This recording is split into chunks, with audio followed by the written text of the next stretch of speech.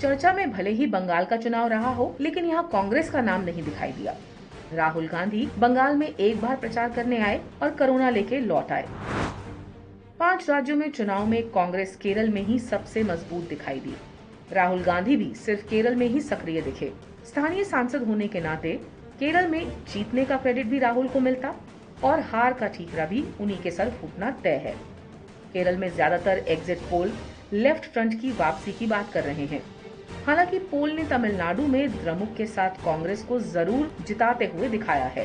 कुल मिलाकर कांग्रेस की हार जीत से राज्यों की सत्ता में कोई बदलाव नहीं होने वाला है, पर ये तय है कि हार हुई तो कांग्रेस खेमा जरूर राहुल पर फिर हमलावर होगा।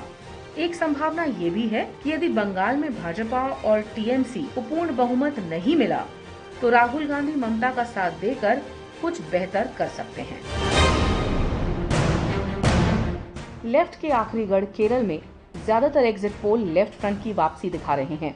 अगर ऐसा होता है तो यह ऐतिहासिक होगा। सीपीएम की दोबारा सत्ता में वापसी होगी। सीएम विजयन की पार्टी पर पकड़ और मजबूत हो जाएगी।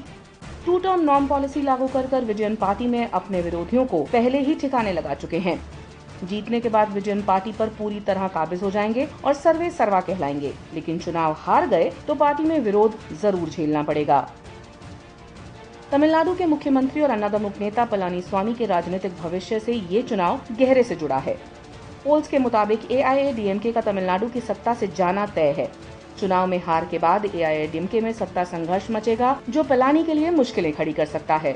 चुनाव में सीएम पलानीस्वामी का जातियों का गणित काम नहीं आया तो शशिकला का पार्टी पर दबदबा और मजबूत हो जाएगा। ऐसे में चुनाव हारने के बाद भी चिन्नम्मा यानी शशिकला पार्टी में नंबर 1 की पावर में आ सकती हैं। कैलाश विजयवर्गीय पिछले कुछ सालों से बंगाल की राजनीतिक जमीन को सींच रहे हैं। कार्यकर्ताओं की फौज खड़ी की है, संगठन को शक्तिशाली बनाया है। इस विधानसभा चुनाव में उन्होंने टीएमसी के नेताओं को तोड़ने में भी कोई कसर नहीं छोड़ी। मोदी और शाह ने टॉप लेवल पर काम किया, लेकिन जमीन पर कैलाश ही ताकतवर बनते दिखे। ऐसे में अगर भाजपा यहाँ जीतती है और सरकार बनाती है तो उनका पार्टी और राजनीति में कद बढ़ेगा। अगर भाजपा हारती है तो भी उनकी छवि को बहुत नुकसान नहीं होगा। सर्बानंद सोनोवाल पूर्वोत्तर में भाजपा के अगुवा नेताओं में से एक हैं। उनकी बदौलत पिछले चुनाव में भाजपा राज्य की सत्ता तक पहुंची। उन्होंने असम में तरुण गोगोई की सरकार को हटाया और मोदी के भरोसे को कायम रखा।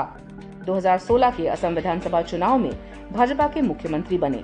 2021 का चुनाव सोनोवाल के लिए कड़ी चुनौती है। असम में बांग्लादेश के नागरिकों की अवैध घुसपैठ हमेशा बड़ा मुद्दा रहा है। ऐसे में सोनोवाल की ओर से सीएए को लागू करने का मुद्दा भी खासा चर्चा में रहा है। एग्जिट पोल के मुताबिक भाजपा सत्ता में वापसी कर सकती है। इससे सोनोवाल का कद बढ़ेगा और पार्टी मजबूत होगी।